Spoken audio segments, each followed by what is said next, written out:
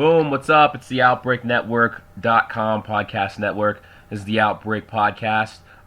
We're doing things a little bit differently today. I've got a guest via Skype.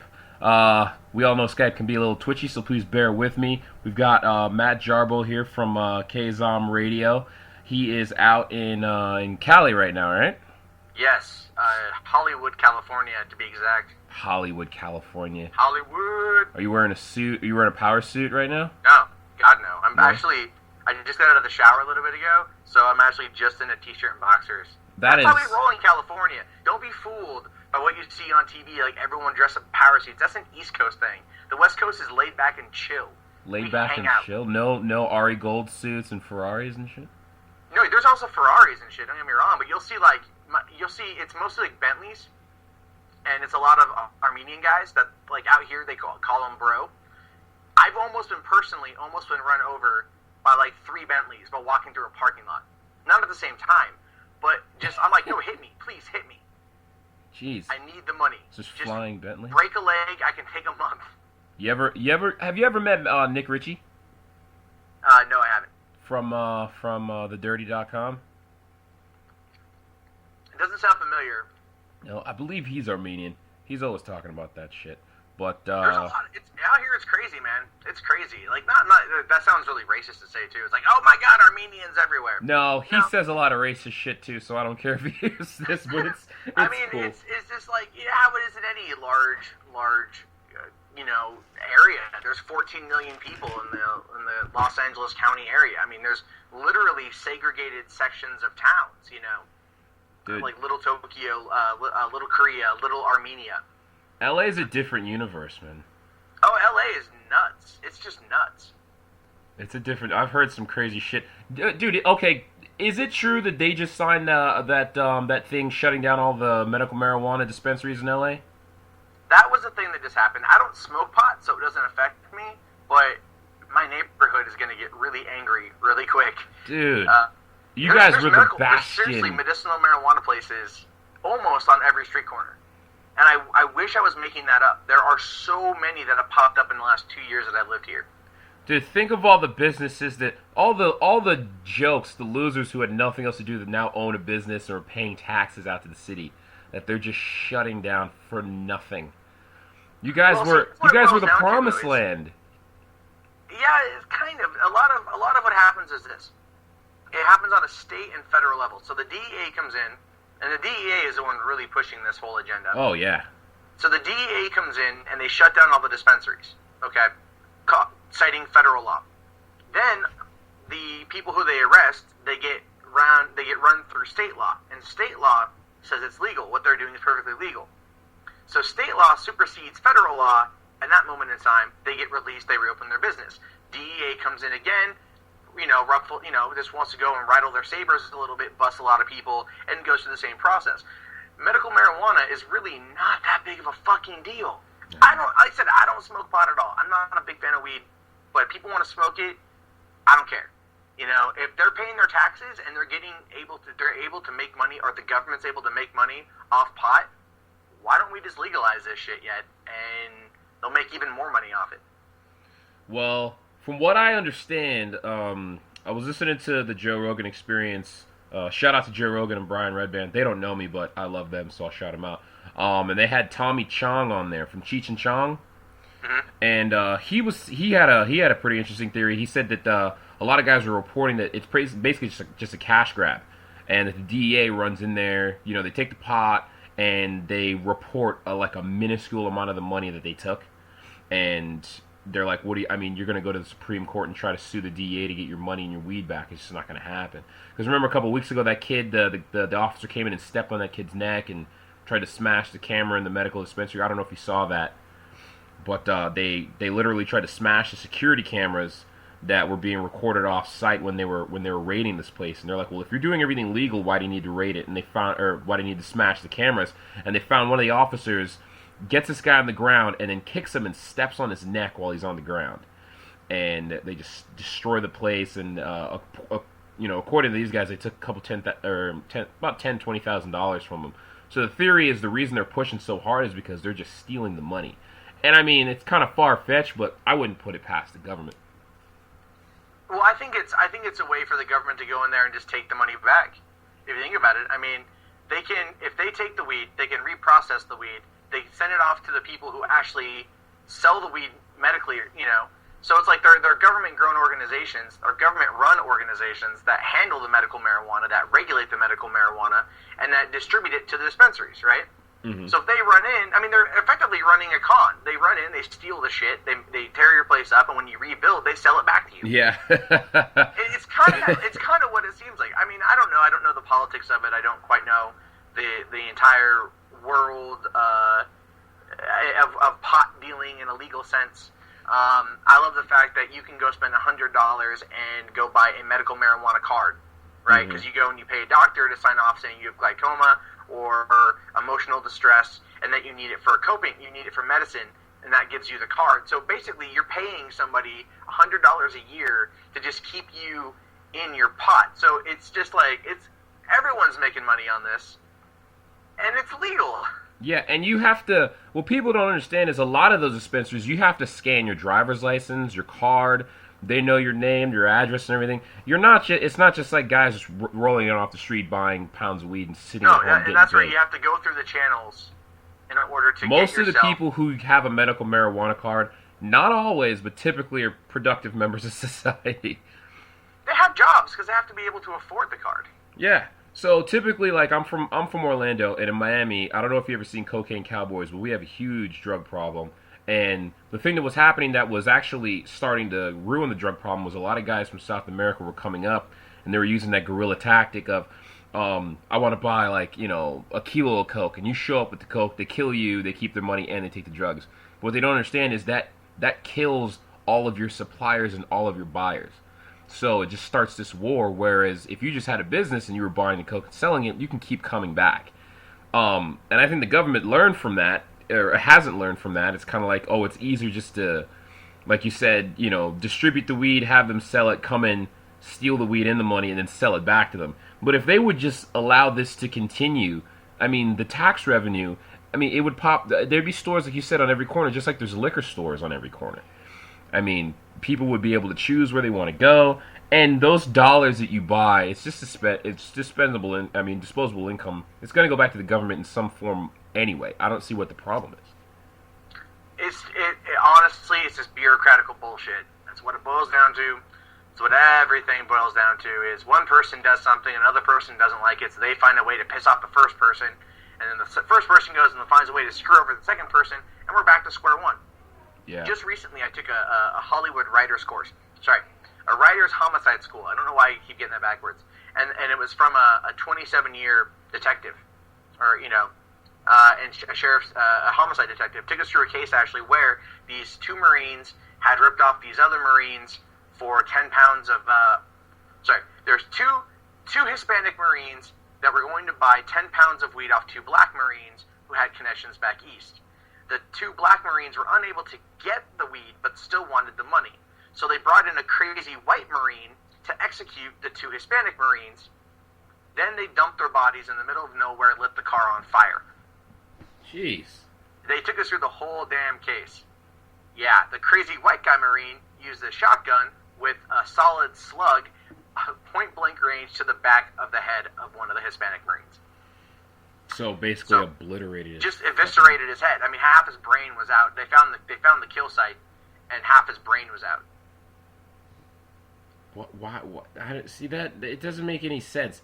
The perpetuation of the violence is what casts such a bad light on it. But dude, I mean, organized crime is here because of Prohibition. And when Prohibition stopped, the organized crime ring, they found something else to do. But alcohol was no longer a factor because you could sell it legally. People always say, "Oh, they're going to make money off. Gangs are going to make money off it legally." How many mobsters do you know own major breweries? And let's say a gang member who was killing people on the street before is now running like a reputable business. I don't find anything wrong with that. I don't think if a bunch of gang members who normally would be on the street causing violence want to go out and open a medical marijuana dispensary and actually just sit back and make money legally, I don't think there's a problem with that. But the problem is it's not legal everywhere. So when you have people in one county where it's legal and people 3 states over it's not legal, they're driving over and stealing weed. It's not going to change until it changes everywhere. And I mean, Clinton admitted to smoking weed. He probably smoked weed while he was in the White House, and he was the most relaxed president I ever remember seeing. So well, Clinton admitted to smoking weed, but he admitted also to not inhaling. Yeah, but if you're in front of a congressional board and you smoked weed, you're going to admit to not inhaling too. But he also said, I did not have sexual relations with that woman. He did say that. She just sucked my dick and apparently I came on her shoulder. Quick question. How did he come on her shoulder? Dude, when you're in the throes... I don't get that. To this day, it's been like 15 years. I just don't understand that. Like, I mean, it's a good 6 inches. Yeah, you know what, though? It's the White House. It's the Oval Office. Maybe he was in a rush. And who knows? Maybe Clinton's hung like a fucking mule. Who knows? Yeah, but she was blowing him in the Oval Office, right? I mean, at least that's what they said. That she was in the Oval Office, just going to town, right? You figure, like, and then she had to leave the Oval Office and then go home, and she had a giant cum stain on her shoulder. And you're telling me that no one noticed? Maybe it was 3 a.m. Hey, you know what? I got a story for you. When we were in high school, there was a girl. I won't say her name out loud, but let's just say that she was known to get around, blah, blah, blah, just like every girl in high school. But this chick was about it. She pretty much hooked up with everybody in our crew, never had any problem, admitting it. And one day, we were having a party at a friend of mine's house, and we showed up, and she was already there. So I figured she had sex with somebody in the house. There's no reason for her to be here already. So a friend of mine's like, yeah, man, I just hooked up with her in my buddy's room, blah, blah, blah. Typical high school talk. And I turn around, and she's walking away wearing black spandex pants, and sure enough, there's a fucking cum stain on the back of her pants.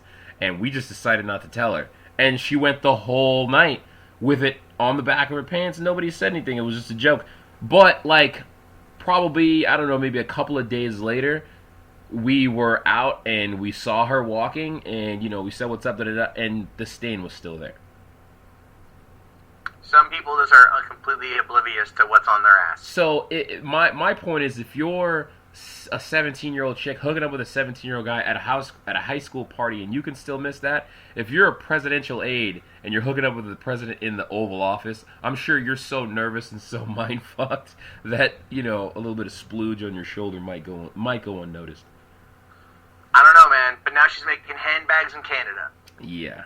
Hey, make that money. She hangs man. out with Tom Green occasionally. I'm pretty sure they had sex. I'm pretty sure Tom Green was like, I really want to know what President Clinton's cock tastes like. How do you go from Drew Barrymore pussy to Monica Lewinsky? Drew Barrymore does not have the finest choice in men. Let's just put that out there. That is true. Why? As much as I like Drew Barrymore, she does not have the finest choice in men. Dude, Drew Barrymore was fucking... I don't know what her problem is. Anyway. You mean like Drew Barrymore back in the early 2000s or the late 90s? I'm talking Wayne's World Drew Barrymore. Remember Wayne's World Drew Barrymore when she was in that scene? She was in Wait, what part of Wayne's World? She was in Wayne's World 2 when they were they went to the office. Remember they were trying to fill out the permits? There's a scene when they're in somebody's office, I don't remember, and he's telling the Swedish chick about how he got diarrhea because he stayed up so late doing a report on Sweden. And she was like, you've suffered for my country and I hope to make love to you one day. That was Drew Barrymore. Oh, she was Björgen Kjærgaard. Yes. I just looked it up real quick. I should definitely know that. I'm it's been a long time since I've seen Wayne's World. Yeah, movie guy. What the hell? But I remember her in Poison Ivy. Jeez, she was in Poison Ivy? She was Poison Ivy, playing opposite of Sarah Gilbert. Was she the chick? Yeah, she was Ivy. Holy shit, I didn't even realize that, dude. That movie, when I was younger, that movie was hot, man. Oh, yeah. No, there wasn't many things back in those days that I did not jerk off to. So, I mean, and they made 3 more of those motherfuckers? Yeah, but they moved on they started using Jamie Priestley. Did they? Well, this is... Remember when Jamie Priestley came out, though? Her first big movie was Ringmaster, Jerry Springer's Ringmaster. Right? She played, the white trash girlfriend. That's right. Who, was in competition with the mom. That's right. And then she went on to she did Playboy, so there are nude photos of her online, which are pretty choice. And then she did the Poison Ivy stuff, and then once she got into doing like My Name Is Earl and a few other type movies, she kind of like cleaned up her image, so to speak. Dude, you know she's a pretty badass kickboxer? Yeah. Have you seen the Dead or Alive movie she was in? No. It's actually pretty good. It's pretty goddamn good. It's a really bad movie, but it's so bad it's awesome. Is that on Netflix? I don't know if it's on Netflix. Let me check here. For those of you who have Netflix out there and you want to know what's on Netflix without going to Netflix, just go to instantwatcher.com. Instant Watcher? Instant Watcher allows you to look and see. No, it's not on there. No? Yeah, Instant Watcher allows you to see what's new, what's recently been added, what's going to expire, what's popular, things like that. It's really awesome.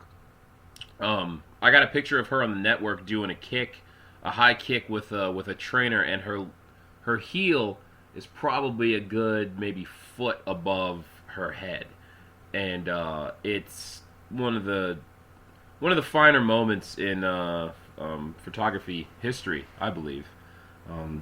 Right up there with the signing of the Declaration of Independence.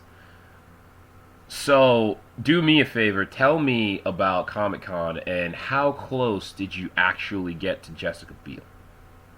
Oh, I was probably like 300 feet away from her. That's close enough. She was only out there for the Total Recall panel. It wasn't very big.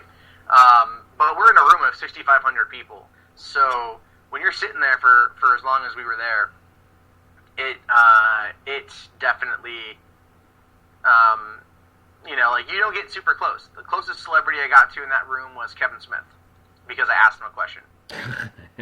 Hey, in my opinion, 300 feet away from Jessica Biel is close enough.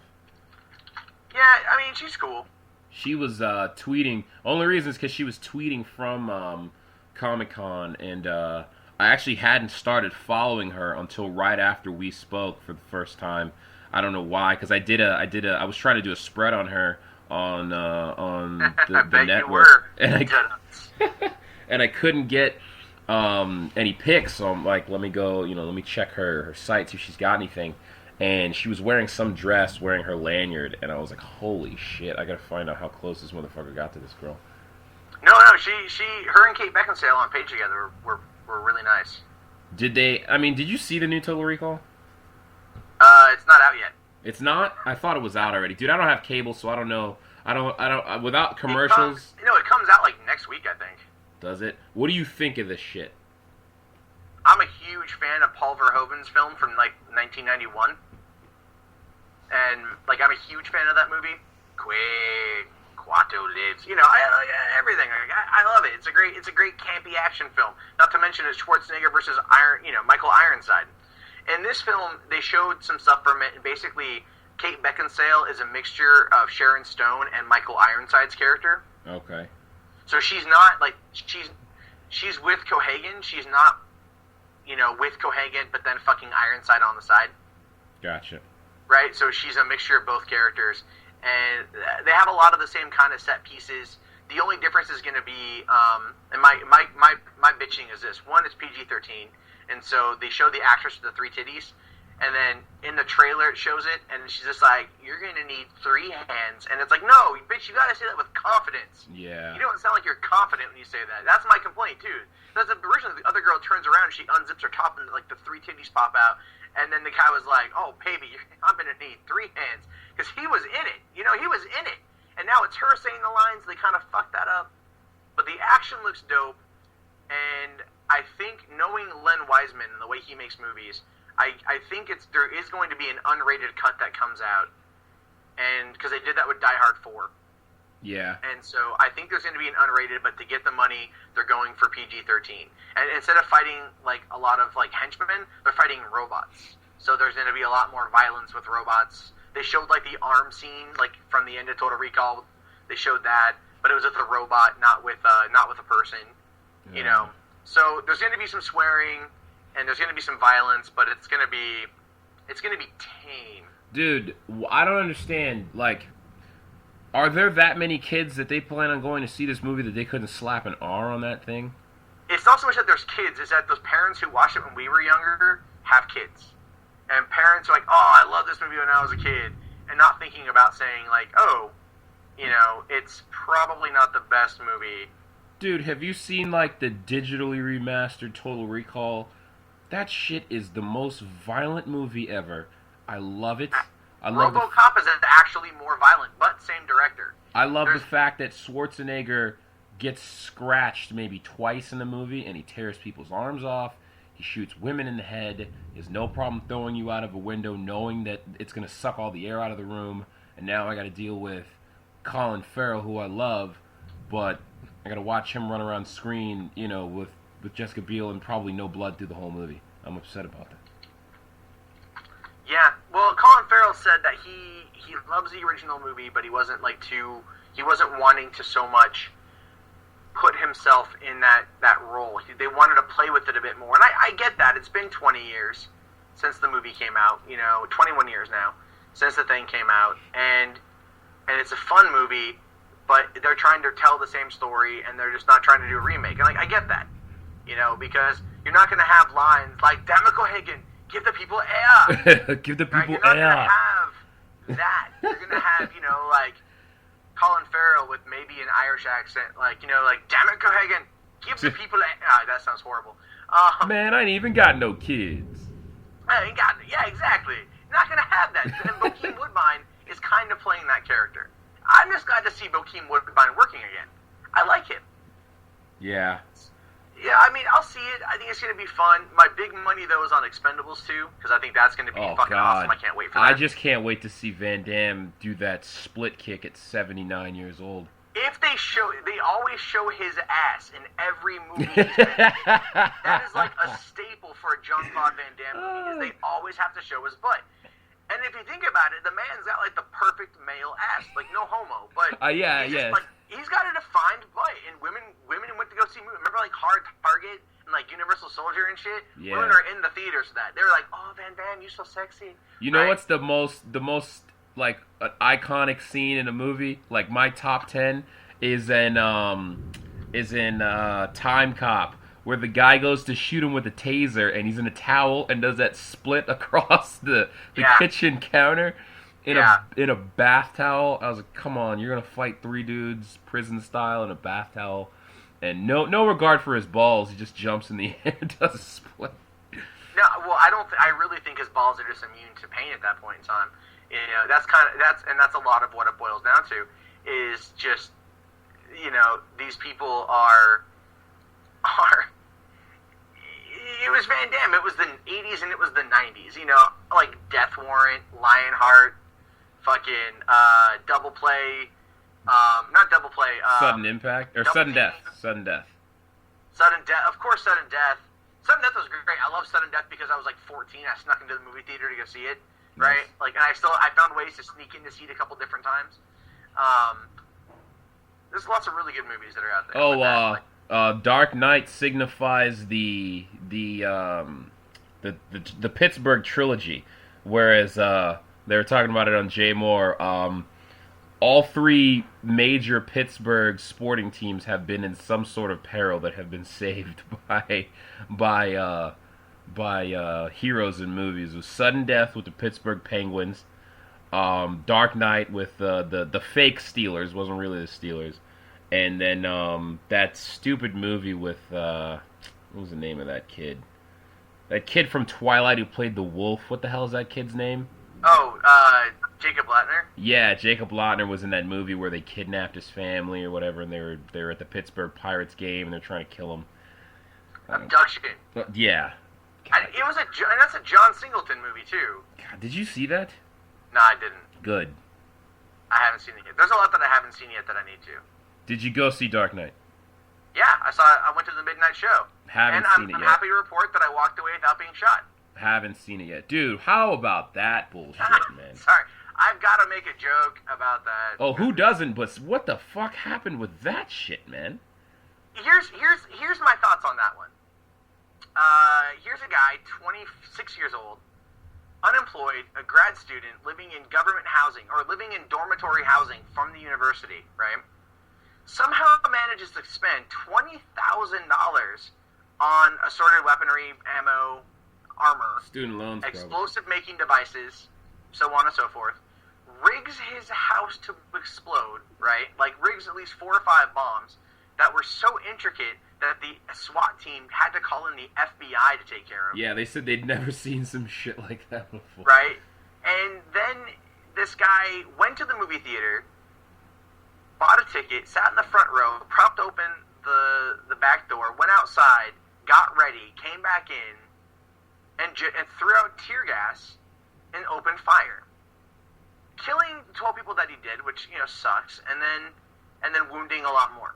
So, but then he walks out. He goes back out through the back door. His car was parked right there, and he just waits. He just waits for the cops to show up, and they're there within 90 seconds, which I think is very weird.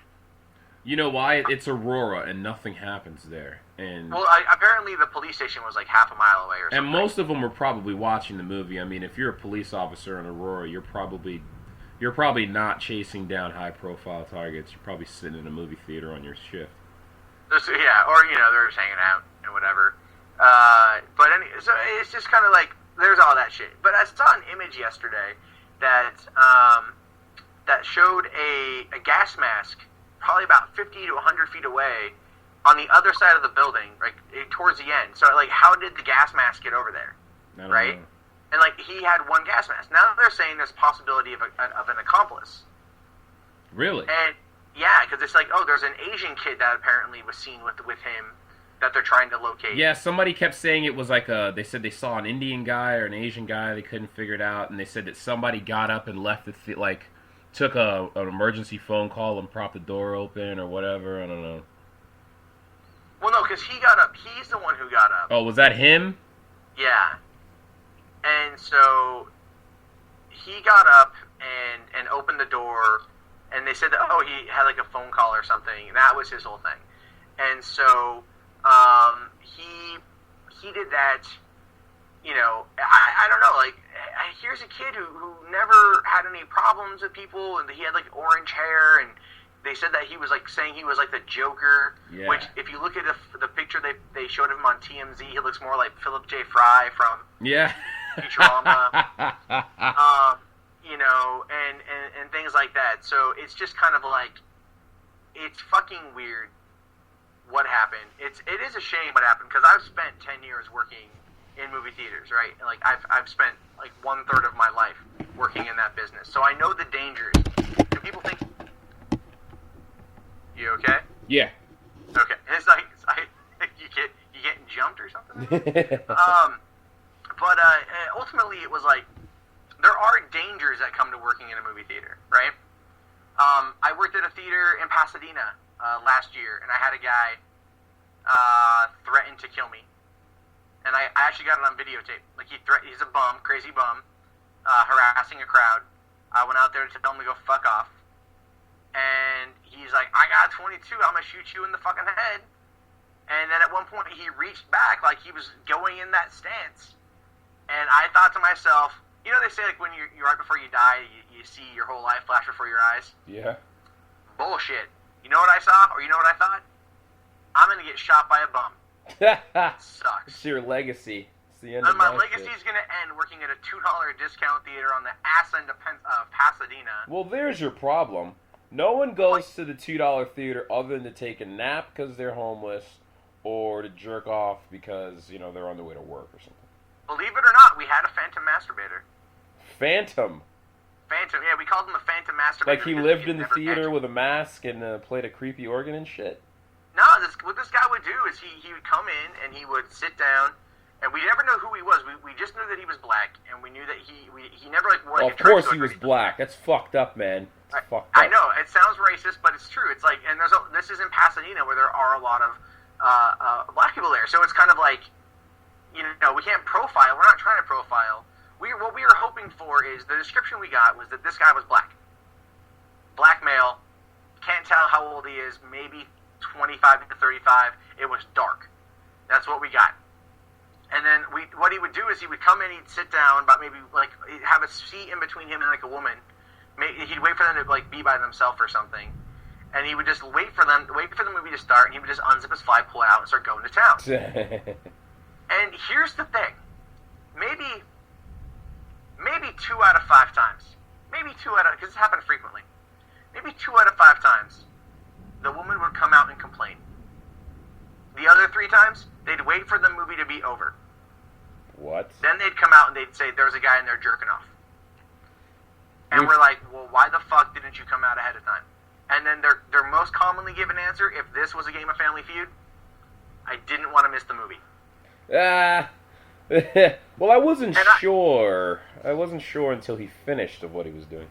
Yeah, so I looked at them and I'm just like, so what do you want me to do? And they're like, well, we'd really like our money back. And I'm like, that's you not just watched the movie. I'm like, you watched the movie. But he was masturbating. I don't care. Yeah, some chick just wanted to get a glimpse, a close-up glimpse of some massive black cock. That's all it was. I mean, like, a lot of, like the one time that happened, it was like 2 actually attractive white women that were there. Like kind of hot. Like it was a Friday, like a mid-Friday night, and they were getting ready to go to the bars or something afterward, and they come on out, and they're just like, yeah, he's in there going to town. In Despicable Me. And I'm just like, I don't even want to wrap my head around this. I don't even want to know what's going on. I am just, you've got to be fucking kidding me on this one. Oh my god. Okay, so, yeah, theater shit will happen to you. It's a crazy fucking place. Well, see, you can check for guns, but how do you check to see if a guy's been masturbating? Do you check to see if his hands are, like, all lotiony and smooth? Like, what do you do? No, we don't, you don't really check for that. You can't check for people. We don't even check for guns. The most you check for is outside food and drinks. Yeah. And the only thing you can do with that is say, excuse me, ma'am, can you please open up your purse? Or to a guy, can you open up your bag or your backpack or something? And all I can do is just look in. I can't touch anything. I can't move anything around. I can ask them to move something, but they can tell me no.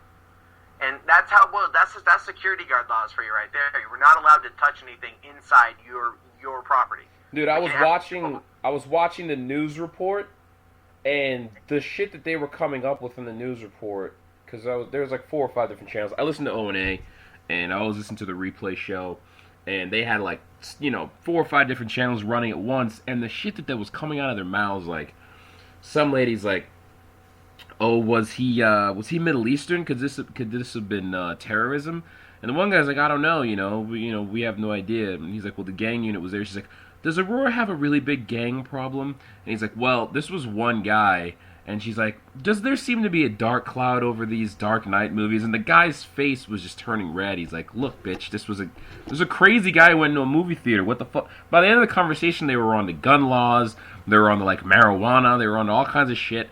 And, I mean, what's the focus on this thing? It's like, this happens every now and then. But the vast majority of people aren't going to do this shit. Gang members aren't shooting up movie theaters. Terrorists are just going to blow shit up. And the majority of legal gun owners aren't out there shooting people. So I don't know why the focus is on anything other than the fact that this guy was just a nut.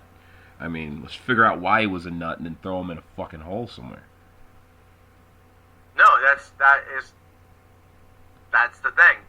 The guy was crazy. Or if you talk to some of the conspirators, he was on MK Ultra and he went fucking nuts, and it was a government thing. There's been a lot of conspiracy theories and rumors about it. I mean, the only thing we know for certain is it was a fucked up situation.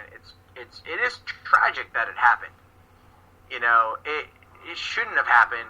They said they found Vicodin in his system. I hate the pundits on like the right that are saying, oh, if more people were armed, then they'd be able to fire back. And then you have people on the left saying, but if there were no guns, he wouldn't be able to open fire. Yeah, dude, if there was no ocean, people wouldn't fucking drown.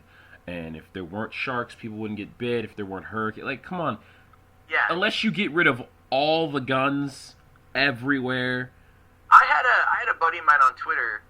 Him and I went back and forth on this, and he was trying to promote the idea of no guns for private citizens. That's what he was saying.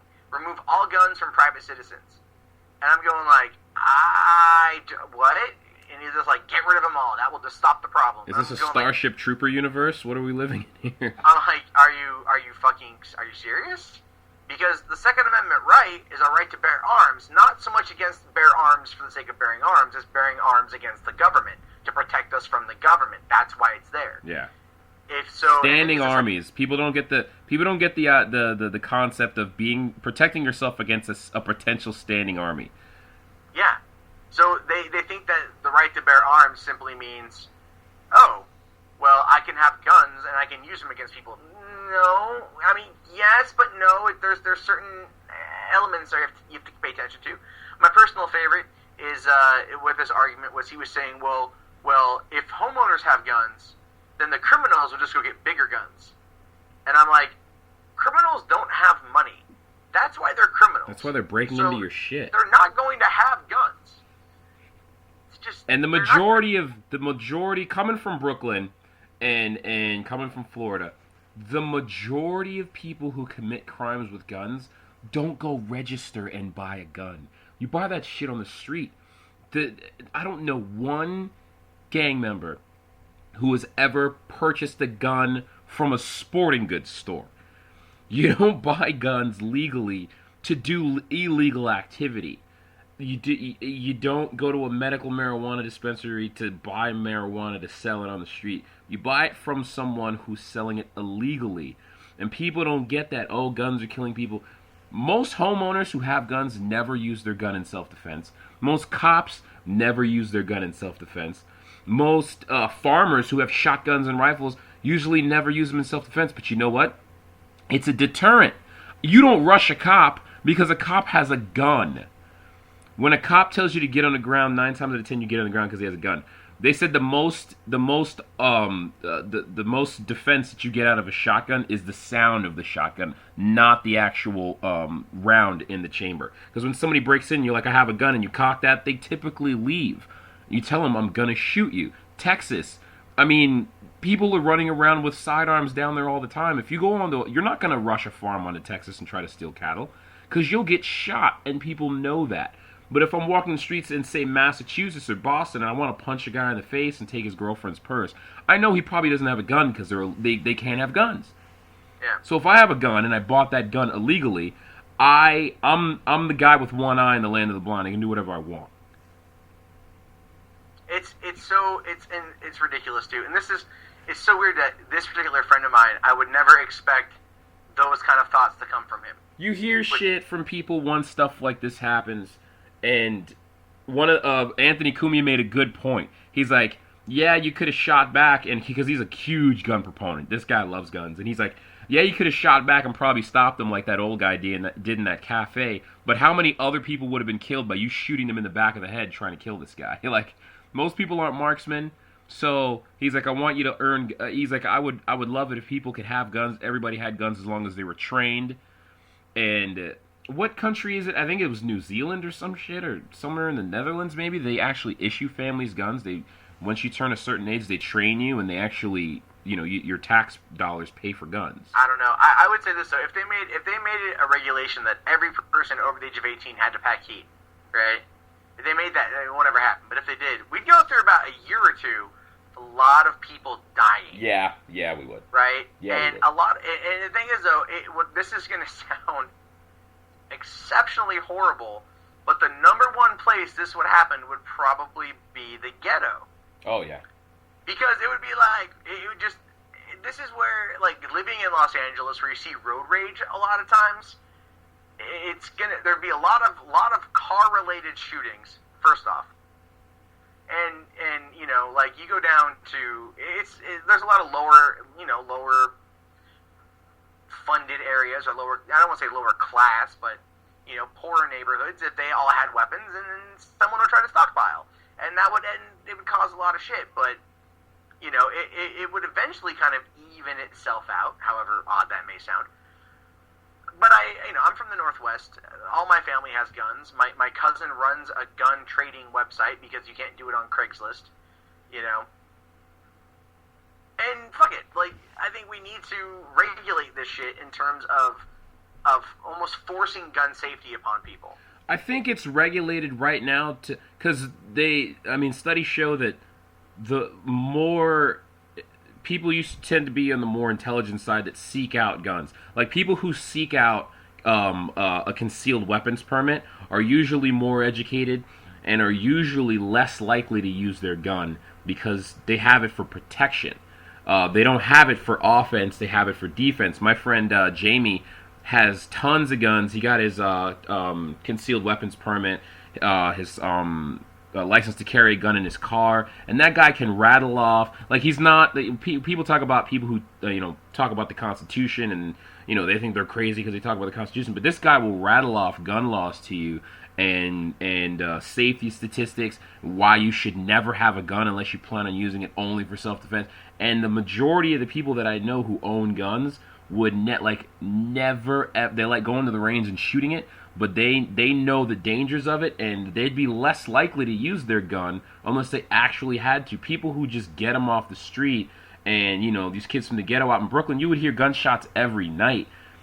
Typically people don't shoot their guns after they've been shot. I have friends who've been shot, and typically after a guy's been shot, he's like, fuck this, I'm not playing around with this anymore, because you don't know the dangers of it. I think if we had more education, not necessarily issuing people guns, I think that's a dumbass idea. No, if people were more I don't educated. agree with that idea at all. I was merely using it as No, I understand. I don't want people having guns. I piss off a lot of people. I would get shot quite a bit. At my old job, I would have been executed day one. They're like, you fucking asshole. Bop, bop. Like, it's just what would have happened. That homeless dude would have a license, and you would have fucking shot your ass. Yeah, but then, of course, if they had a gun, I'd have a gun, and it'd be interesting. So I'm like, I play Halo, bitch. Yeah, I play Modern Warfare. One of my friends actually was involved in a shooting a couple years ago in Tennessee. He was at a liquor store going to buy some Jack Daniels with a buddy of his. They were the only two guys in there aside from the cashier. These two robbers came in and held the place up, not really seeing that my friend was there because they were in the very back. They took the cashier back into the register, and my friend actually, because he was in the military, he had a CCW, so he knew how to use a gun, and he observed the situation, saw they had guns out, and pulled his gun and opened fire on one of the robbers, and shot the guy 5 times, and then that guy took off running. He didn't kill him right away. He took off running, ran through the plate glass window in the front, just all that adrenaline, and he died in the parking lot 20 feet out. And then the other guy opened fire on my friend, but what he did was he ducked down and he fired up over a shelf. Yeah. And not even aimed at my friend, right? Shot 5 feet to his right. You know what I mean? Just not even seeing where he shot. And then that guy took off too. And then the cops showed up and whatever, and they, basically, my friend saved this guy's life while having to have killed the other guy. But the reason why he did it was he felt like they were gonna execute this clerk, and it turns out that in these two robbers had been involved in other liquor store robberies in the area in recent times, where they had in fact executed the clerks. I think the perfect example is that old dude shooting at those guys in the coffee shop. That would have been. Is that a video or? Yeah. This guy's in a. It happened. I want to see last Wednesday. These two guys run into an internet cafe, and one of them's got a gun, one's got a baseball bat, and they got masks on. And they start robbing everybody. And one guy's swinging the bat, and this old dude is there with his wife in the back, and he just stands up and pulls the gun and starts shooting at them. And he shot one of them, and the other one, they just ran away, and he ran down the street after them, and they took off. But I mean, that's a perfect example. He could have killed someone else, but he stopped a rob. Who knows what could have happened? But I mean, I'm a huge proponent of guns for safety. But at the same time, I do feel like, all right, let's say that guy didn't have his glasses on that day, and I'm standing next to the dude who's holding the bat, and I get shot. I'd be fucking pissed, and I'd be on the other end trying to sue. But look at it like this: some of the families who got shot during that movie are now suing Warner Brothers. Well, actually, it's one guy. One guy. I thought it was two Brown, families. I think is the name. But he said he was suing, or they, according to the report I saw, he was suing because the movie promoted violence. He said that the movie was too violent. But he was in the movie to see it. The movie didn't cause him to get shot, though. Well, what it was is this particular guy was most likely approached by an attorney in California, because it's an attorney in California who is filing the lawsuit. And I'm pretty sure this guy, because he's an 18-year-old, was approached by this attorney saying, hey, listen, you're in this tragedy. There's money to be made here. Why don't you let me represent you, and we'll use this, and we'll get you a fat cash settlement. Because Warner's won't want to risk the bad publicity, and so they will in fact, they'll settle out of court, and the company will settle, the movie theater company will settle, and they're going to sue, the doctor of James Holmes, because the doctor had him on medication and whatnot. So there's that. This is a three-pronged thing, and I'm pretty sure what that attorney is going to do is find other people involved and try to build a class action in order to force the theater and force Warner's into a settlement. Because if it was just the one guy going after them, they would claim it a frivolous lawsuit and throw it out, right? But power in numbers. If he gets people involved, the victims' families, people who were there for emotional distress, or even actual injuries, they will settle out of court because it will be cheaper than going through the process. I do. You know what? I take the. You ever used to watch Entourage? I've seen upwards of the second episode of season 7. Okay.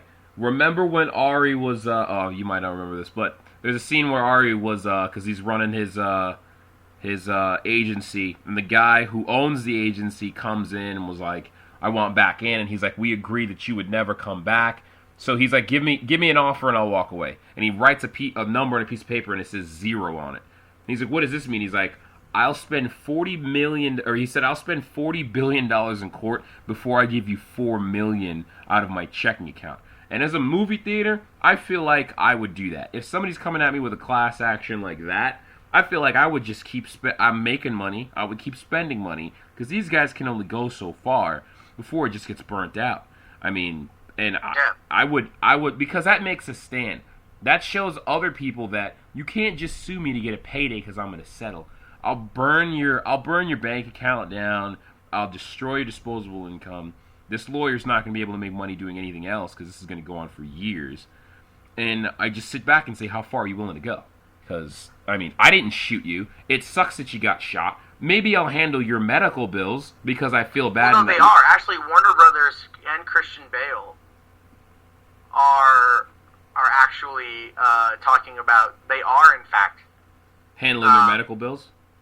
Yeah. Even Christian Bale, Warner Brothers is donating a substantial contribution to a charity that will be handling the bills, and so is Christian Bale. Dude, I would just give it straight to the families. Within a couple of million. That charity's going to fucking pilfer that shit. That they're going to be donating to this. And if you think about it, though, it's brilliant that they're donating the money.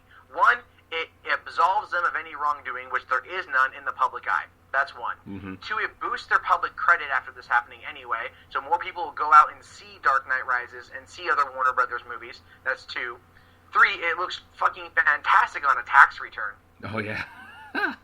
Right? So, and they're going to be able to donate that money, and then that's going to be taken off of their fucking taxable income because it's going to a charity. So, I mean, really, donating to a charity instead of just paying their bills outright is going to benefit them on a pure business scale far better than anything else. Yeah. Companies like this, they don't like the tragedy of what it's associated with, but there is actually a financial upswing to it. It sucks that they have to go that because obviously for the tax write-off, it's usually better if you donate money to charity. But I never trust those things. I would rather just hand over a check to the families, but it's rough to do that. And I mean, when you're worth that amount, like I said, I mean, it's nothing to write a check and be like, here, I'll take care of your bills, get you out of surgery and BS. But I hate it when people take that stance. Like the second it happens, they want to sue. Or they take the agenda stance like, oh, this is about gun control. It's not about gun control because there was 65 million registered gun owners who didn't kill anybody at a movie theater that night. And there were, how many other movie theaters were there in America showing Dark Knight that didn't have something like this happen? Oh, yeah. Well, now they're banning Batman costumes or all costumes of any kind. I figured that would happen. I mean, I went but that's not going to last. That's not gonna last. You don't think That's so? gonna go. Wait till Twilight comes out. You know what I mean? Well, Twilight won't even matter. They'll have glitter on. What the fuck's the problem with that? You know, or like Hunger Games Part 2 next year, right? Like Catching Fire. I went to the midnight show Hunger Games in Burbank, and tons of kids dressed up with fake bow and arrows. People were outside. dressed up for the fucking Hunger Games? Dude, I went to the midnight of Avengers at the same place, and full-on Avengers, Thor's hammer, you know, and all that stuff. It's just like people dress up, and they're not going to be able to stop it, and quite frankly, a lot of them aren't even going to fucking care after a few months, because we move on. Yeah. That's the thing with our society, is the world keeps moving forward whether you want it to or not. These situations, however tragic, are also fleeting. They're over in a matter of weeks. People stop caring. Even 9/11 was... People stopped freaking out about it after a couple fucking weeks. Yeah. It was never forget, never forget. There are people now that if you're like, what was 9/11? And they're like, what? I don't know what you're talking about. And you're like, 9/11, September 11th, 2001. Did a movie come out that day? Did Justin Bieber... Was that when Justin Bieber was born? It's funny how our society is like that now, because I know old people who, like Bill Burrow, says his grandmother still doesn't like Japanese people because of Pearl Harbor. Well, that was actually the thing I saw today, too. It was after the tsunami in Japan last year, and all the Facebook posts saying, I don't care about Japan, this is payback for Pearl Harbor. Two things about that. One, that happened well before your parents were born, so fucking eat a dick. Second, the actions of one particular government are not representative of the entire fucking people, especially when we nuke them twice. Yeah, really. You know, and we pretty much take over their entire government, like their military force. We basically say you can never have it again. We tell them they can't have a naval force after that. They're no longer allowed to have it. Don't they still have a navy though? They might have like a Coast Guard. I know they have a military. But I mean, not only that, like we dropped 2 atomic bombs on them, which were like I think a 5 and an 8. Yeah, that was payback for Pearl Harbor, dumbass. That was fucking payback. Like, oh, you bombed us. You bombed one little area. Not to one mention section. that the Okay, majority cool. of those... We nuked 2 of your cities and then paid to rebuild your country. And not to mention that the majority of those people are dead who fought in World War II in Japan. And no, there are people that are still alive who were alive during Hiroshima and Nagasaki. I mean, it's not that they're dead yet. They're getting there. And plus, if we're talking about payback, then we should be hit with a tsunami because of all the Indians that are on reservations and shit. I mean... No. Like, they got their revenge, okay? But they got a monetary revenge. Yeah, because I can go play craps. Casinos. Seriously, they get zero sympathy from me. Zero sympathy from me. I think if you want to open a casino... I hate when people get so pissed about casinos on reservations. I'm like, dude, you're on a reservation now. Like, you had all this land and you're only on a reservation. Let them have a fucking casino. I don't care. No, I don't give a fuck if they want to have casinos or not, but I don't want them... My biggest beef with that is they do a lot of things there that are kind of very, very, very sketchy. On reservations or at the casinos? Oh, yeah. Yeah, right? Like, because in San Diego, there's like I think 3 different Indian tribes that are right there, and on all their lands, they have casinos. And I've gone to all of them. The casinos are fun. They have bingo. They're really nice people. Like, I got no beef against the people there. But the tribal council likes to throw their weight around wherever they can. With the right? shit. And they like to... It's kind of like when I was watching... have you seen The Killing? I was just about to... Dude, you stole my shit. I was just about to say Right? The Killing. I'm watching that, and I'm going like, oh yeah, that shit goes down. Dude, they beat that dude's ass and, like, tied him to a tree. They fucking... Oh, yeah. No, that's a great fucking show. I so hope it comes back for a 3rd season. But it is... Indian reservations, they're not completely sovereign, right? They have to adhere to certain rules, and they have to adhere to certain things. But for the most part, cops can't go on there. But state troopers can because it's federal. I didn't know that. Yeah, like it's not like, oh, we're 100% sovereign. That's a bullshit. I knew the FBI could come on. I didn't know state troopers could. FBI can come on. I think state troopers if they're authorized. Well, oftentimes the casinos and the tribes there will work directly with the local PD.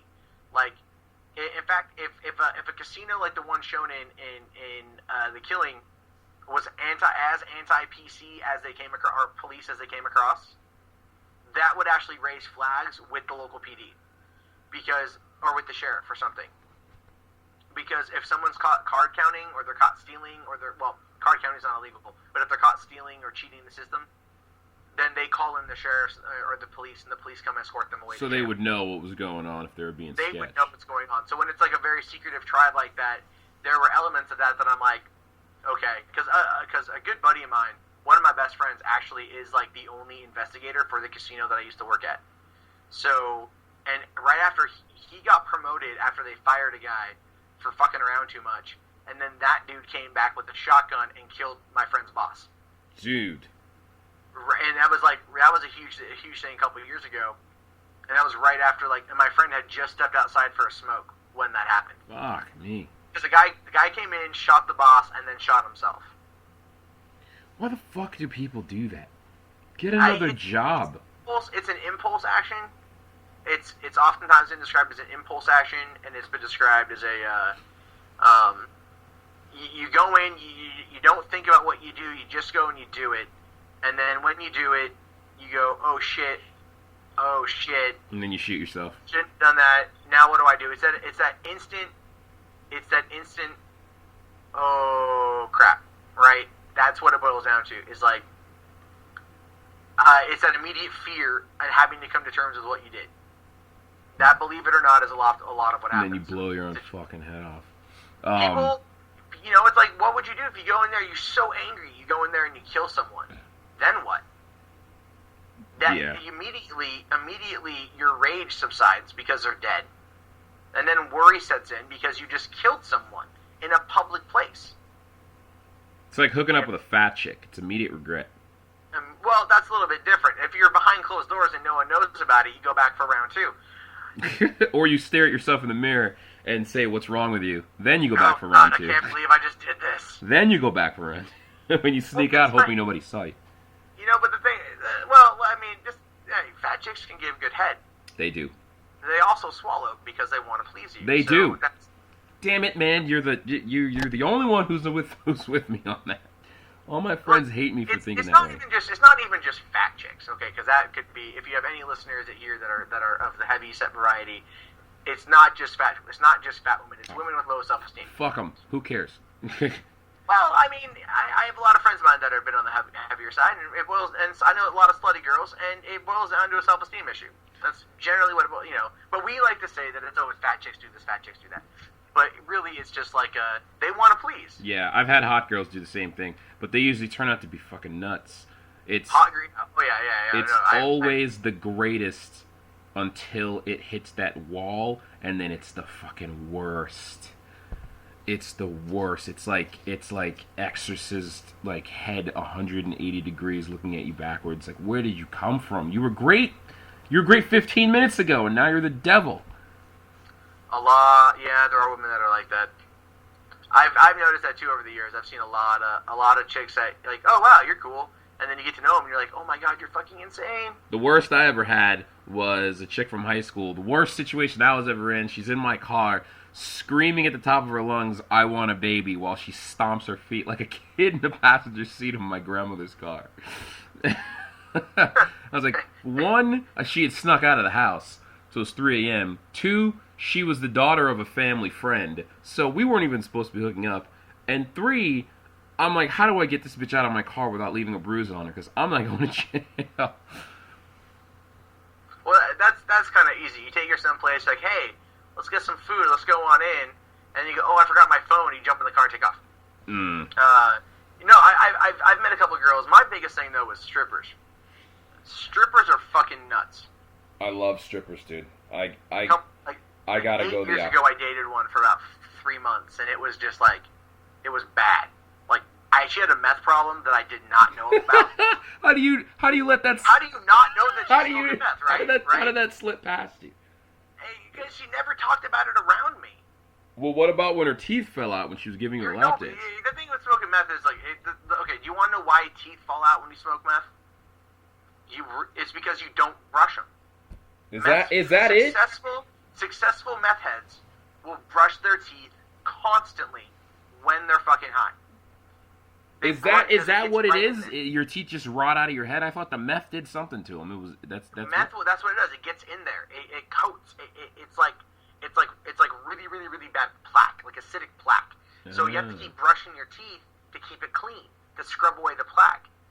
And I found this out after one of my good friends had gotten into it really hardcore for a while, and I had no idea. I knew he was on some shit, but I didn't know how far he had fallen. And it came to my attention when I introduced him to this stripper, and they started hanging out. And then I went over there one night, and there's like four or five of them. They're all hanging out, and they're all fucking high on meth. And I was like, okay. And then one of my friends looked at me and was like, "You should probably go." And I was like, "Why?"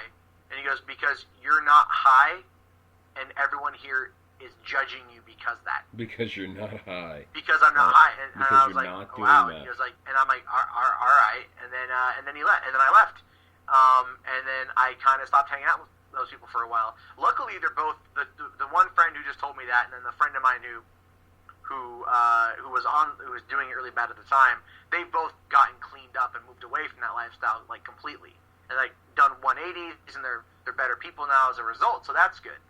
But the chick, she got married back in like '07, I think, and apparently she was raped because she would like to use her sexuality as a weapon. I found that out too. And so she got married, and then I think she tried pulling a game with one of her clients at work about like how she would come meet him outside of work to get drugs, and he raped her, and he gave her herpes, and she told her husband, and her husband, who was in the Navy, was like, "Well, it's your fault," and then he left her. And that's meth for you, kids. That is meth. The more you know. When Rachel Lee Cook goes on TV, she's like, "This is your brain on drugs," and she starts smashing shit. It's kind of true. When you watch it happen to people that you care about, it's fucking crazy. This was like 2004. This was a very fucked up summer, and I'm so glad that part of my life's over with now. Like, I live in Los Angeles, and I can drive around and I see HIV billboards everywhere. So, you know, I'm afraid that if I become single and I go out in the dating pool, it's going to be a little bit like, okay, can I see your current medical history? God, you got to put a fucking hazmat suit on out there, man. It's like one of my buddies is a mixed martial arts fighter down in Brazil, and he's always like, "You need to come down here. You need to come down here." And I'm trying to get down there to go see him. And when I was single, I was supposed to go down there and actually teach English for a summer. And this girl I know from Brazil, she's like, "If you ever go down there, don't touch anyone." And I was like, "What? They got some of the most beautiful women." She's like, "Don't touch anyone." She's like, "It's like 1 in every like 3 people down there has HIV." I was like, "Why?" She's like, "Because they're all just about it. They're all hot. They all want to have sex, and I don't think any of them's heard the word condom. I don't think there's a Portuguese word for the word condom." I was like, "Are you serious?" She's like, "Yeah, don't touch a single person when you go down there." I'm like, "That's depressing, man." Yeah, no, I know people that are from Brazil, and I've heard lots of stories and whatnot. You know, I mean, people like to fuck. That's just how it is, and that's totally cool. People want to bone. Awesome. You just do it safely. Yeah, dip yourself in cellophane. Keeps it away from the rest of us who don't want that exactly. kind of shit. That's what pisses me off. All my boys used to run around and bang chicks with no condoms. I'm like, do you have any idea what you could be doing to the population? Like, you have no idea, like, what kind of far-reaching implications that shit could have. It's like, butterfly flaps his wings in Africa, and then we have a hurricane in New Jersey. It's like, you bang a chick here, and, the Berlin Wall falls down, and the Eiffel Tower explodes, dumb shit like that. Well, no, exactly. It's like, what are the repercussions of your actions going to be? Yeah, some president finds out he has AIDS because he thought process. bangs a chick you banged and sets off nukes, and now we're all fucked because of you. Yeah, I've had friends that have, like, all shared the same girl. Like, 4 friends of mine have all fucked the same girl within, like a couple months of each other. And they were all, and the thing is, she was proud of it.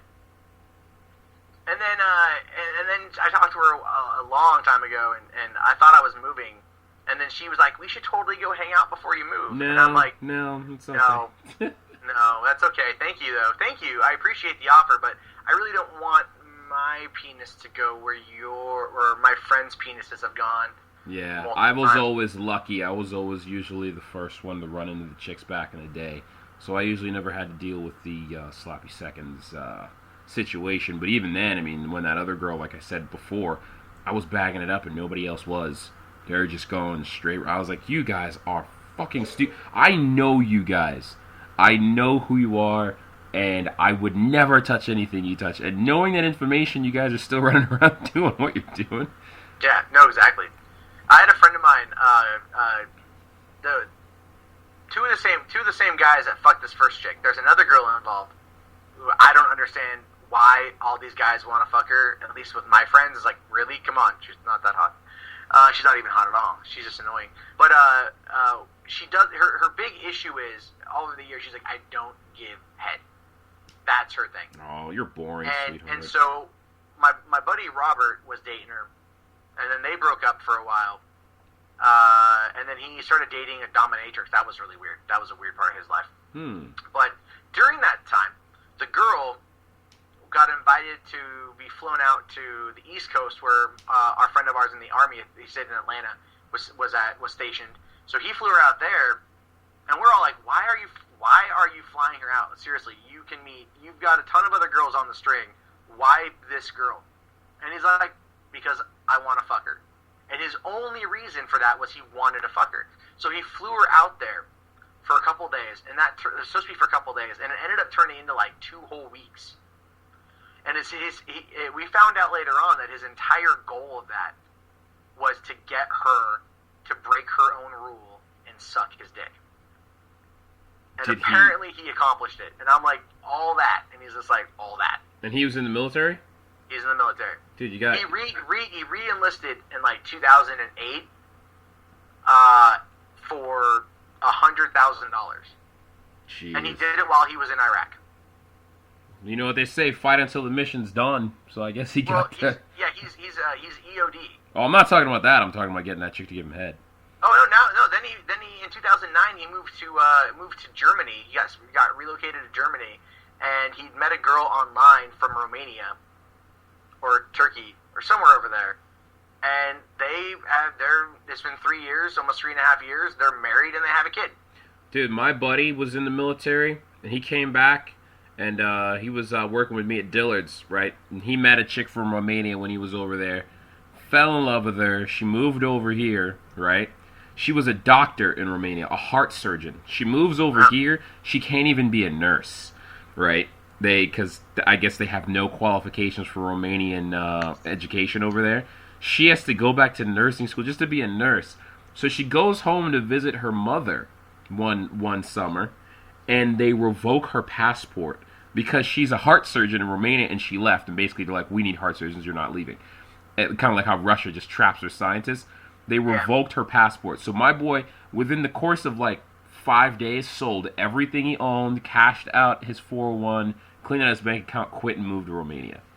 Because he's like, dude, there's nothing I can do. They're not going to let her leave the country. I got to go. So I don't even know if he might still be there. He could marry her, and then she could get a U.S. visa, and then travel back over. Well, see, the issue was they were already married at the time. The issue was Romania was basically just saying, we're not letting you leave.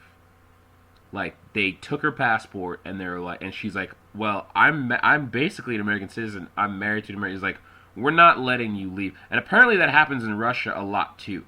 Apparently in Russia they have like camps where they have like some of their smartest scientists, and they build huge cities and they lock them in there and they just won't let them leave. And apparently it's a huge issue.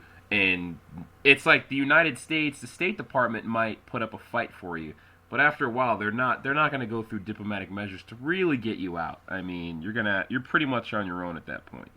And they just wouldn't let her leave. Wouldn't let her get on a plane, wouldn't let her leave, and he came into work freaking out, and we're like, dude, how can you do that? She's lived here for 3 years, or for 2 years, you guys have been married. He's like, they're just not letting her go. So he just said fuck it, and he moved. Yeah, I don't blame him either. It's, why not? I'd have taken the commando approach and just fucking a lot of people do that kind of shit, though. It's like, you meet someone, you get up and you go. It's just, and that's always a nice romantic story. Yeah, romance. Because everyone wants a little bit of romance. You see it in movies. You kind of want to live it yourself. Although it's never as nice as it is in the movies. Usually not. Unless you can montage your life. I always wish I could montage parts of my life. Where I'm like, I'm going to start a business, and then montage, and then I'm in an office somewhere, That would ordering be people awesome. around. I would love to do that right now because I just launched my business. Yeah, tell me about that, dude. What's Oh, up? yeah. So my business is it's called Last Stop Social Media. For the last year or so, I've been working very heavily with social media, getting to know Twitter, Facebook, Tumblr, Pinterest, Google Plus. Not so much LinkedIn because I don't give two fucks about LinkedIn. Fuck that. I'm sorry. You cannot tell me that it's relevant. It's not at all. My dad has a LinkedIn corporate account, and he didn't even know he had one. They just made one for him at work. It's fucking ridiculous because they spam constantly. Yeah. Just fucking constantly. It's annoying. But because I live in Los Angeles and I live so close to Hollywood. I mean, I live in Hollywood. Movies are being made down the street from where I live, shit like that. So sorry, I thought I will construct my business around the entertainment industry. That's my whole goal. Is I'm going to work on the entertainment industry side of things, work with actors, writers, directors, producers, editors, so on and so forth, and then use that in order to build up a name for myself. And not to mention, I'm handling the social media and viral for a big Hollywood film coming out next year. So that's cool. I like that. And so I decided to put it all together in a business, and I just launched it. And so I do consultations, and I work with people on their Twitter and Facebook stuff and help them get more exposure.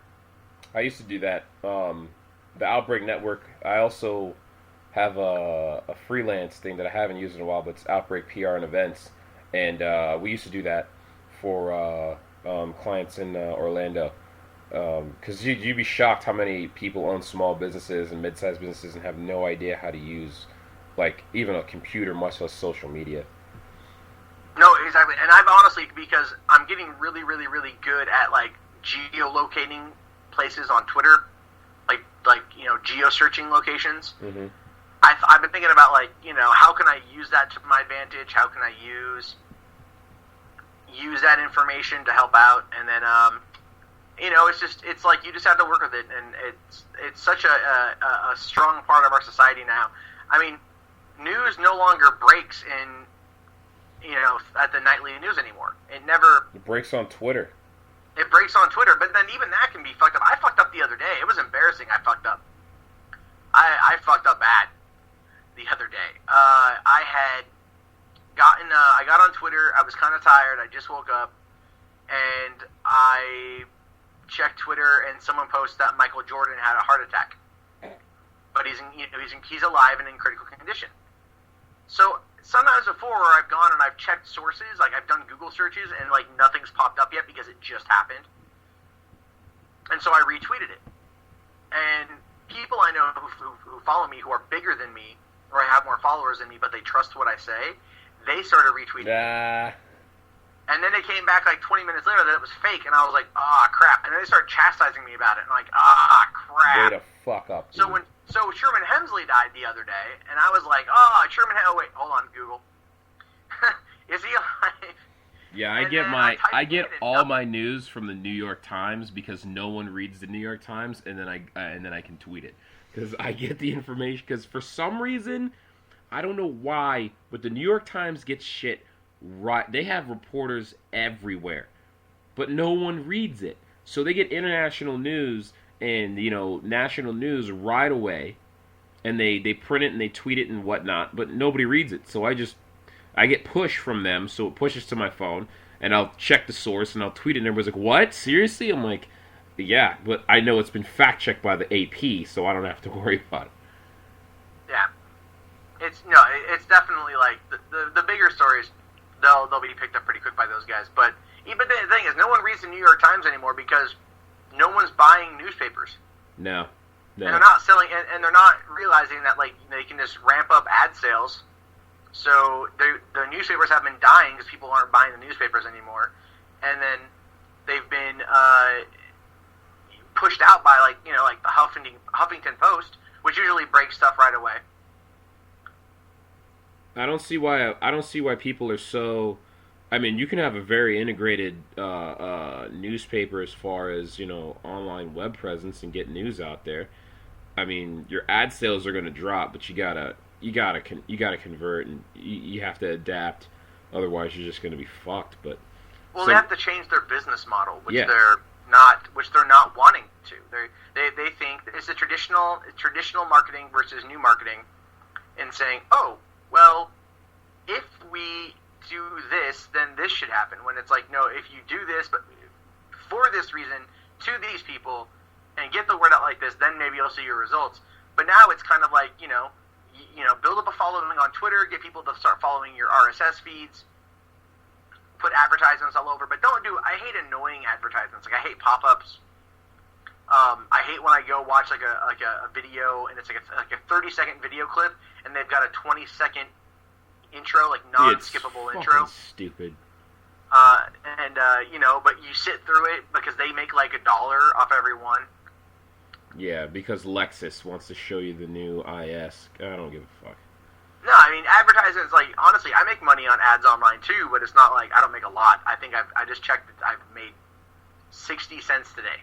Dude, I'm the Pittsburgh Burger Examiner. I don't know if I told you, I write for Examiner.com, and I think I've made a total of, I don't know, maybe $17 from that fucking thing. Well, yeah, see, the thing is, though, honestly, like, with the Examiner, I know the model of the Examiner, and I've thought about that for talking about certain things, but what I like to do is I like to put, I have a Tumblr blog that has, I put AdSense on. I was able to, manipulated the HTML and put AdSense on there. And then because I have a dummy account for this, I have a dummy Twitter account for this that I use to promote it, and I've gotten that up to like almost 8,500 followers, which, let me see what I'm at right now. I'm at 8,463, but it fluctuates like crazy, which pisses me off. And so I post things on there that people will want to see. So I started posting stuff from like Kristen Stewart cheating on Rob Pattinson because it's a high-profile issue. And I've gotten so many more hits today as a result, but I got to get them to the blog to click on the links. Just it's a constant cycle.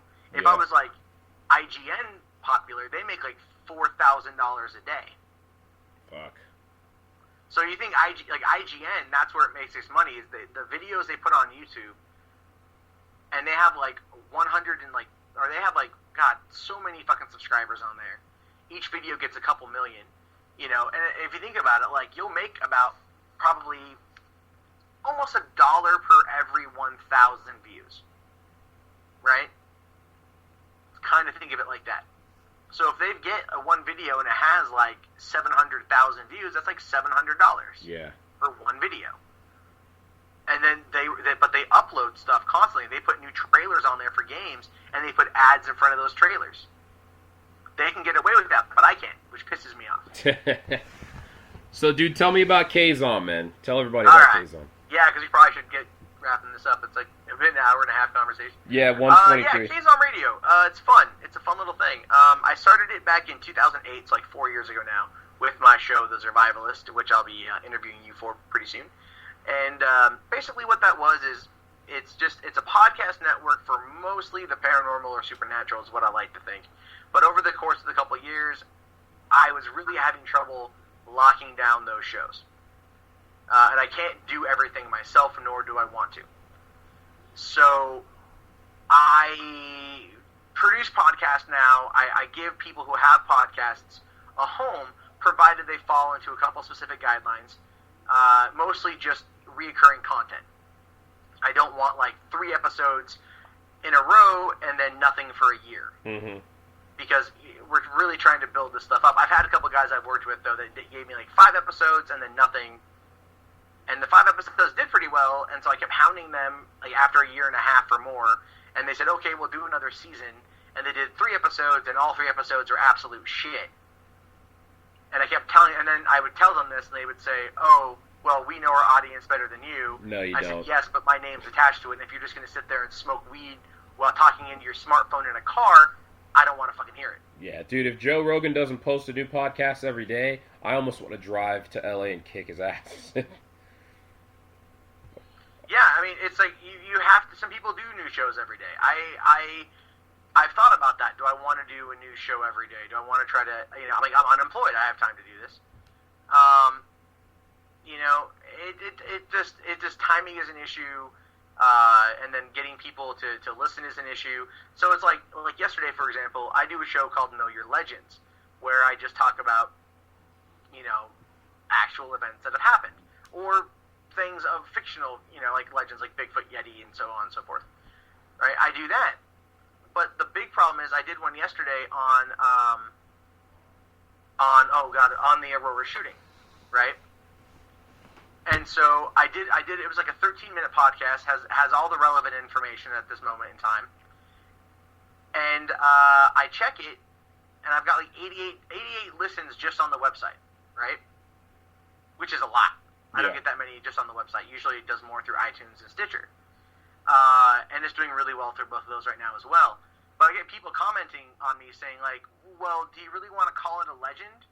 Because that's saying, like, that's giving it more power than is needed. And I'm like, well, I use both current and past events on the show. If it's something that's of value at the time that people want to know about, I'm going to talk about it.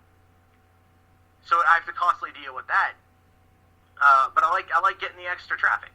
So I'm not gonna stray away from something that's controversial, because I definitely want the extra traffic to the website and then to our shows on iTunes and Stitcher. So for those of you who don't know, this guy came up with the genius idea of getting everybody to tell what their actual zombie plan would be if the world did go to shit, and basically doing interviews and stuff like that focused on zombies, which I think is the greatest idea of all time, and I would like to applaud you, because zombies are, if there was a zombie apocalypse, I think I'd be the first one cheering on my roof, like, finally, the fucking apocalypse is here. I think a lot of people would love the zombie apocalypse to happen, except the biggest problem with that is most people are unprepared. Most people would die very quickly. And those who don't die would succumb to starve to death or just to the elements very quickly. Yeah, dude, I always say the only bad part about the zombie apocalypse is the zombie apocalypse. If I didn't have to actually deal with the apocalypse itself, I could sit back and watch it. It'd be great. But then I gotta fucking live through zombies and shit. That's not cool. So, no, it's a lot of hiding. It's basically like, imagine you've read... Everyone should have read Anne Frank's diary. Mm-hmm. It's like that. Hiding in a roof. But with zombies. I love that. I should adapt the diary of Anne Frank. If you do that, man, I'm all in. We'll be billionaires. To a zombie apocalypse story. Billionaires. I'm pretty sure no one owns it. Let's do that, man. I can write my ass off. I'll have a script. I'll have a script for you in a month. Like, do an audio version of it. Like, here we are, and it's. Just take the entire story and then script it out, but make it zombies instead of... take the word Nazi out and add zombie. Dude, you're a genius. Let's do this before somebody steals this idea. Now, I'll piss off all the Jews in Los Angeles. Nah, fuck it. Now, before we end, we do a little segment called Untangled Issues. Okay. Basically, you have two choices. I can either give you a scenario and you can give me your solution to that scenario, or you can tell me an embarrassing story. Okay. So, which would you rather do? Embarrassing story. Embarrassing story. Give me one of your most embarrassing stories and just air that shit out. Okay. Preferably involving Hollywood, if possible. That's the best one here, I can tell. Okay. A couple of years ago, I went to a strip club, and with a buddy of mine, I was getting a lap dance, and apparently I got a little bit too much into it, and I accidentally finished. The downside of that was, instead of being caught in the underwear, it actually ended up going down my leg and seeping through my jeans. To which case the stripper felt it, pointed, laughed, and walked away. So I was like, alright. I went out to the car, I waited for my friend to finish up, and then we went home in silence. Wow, that was the most to-the-point untangled issues I think I've ever encountered. Finishing in your pants and being laughed at by a stripper. That's pretty fucking embarrassing, Yep. dude. That was the last time I got a lap dance. And you weren't in high school when this happened? No, this was it was almost 4 years ago. Jeez. Hey, look, like, you go a long time without a lot of loving, and if they know what they're doing, it doesn't take very long.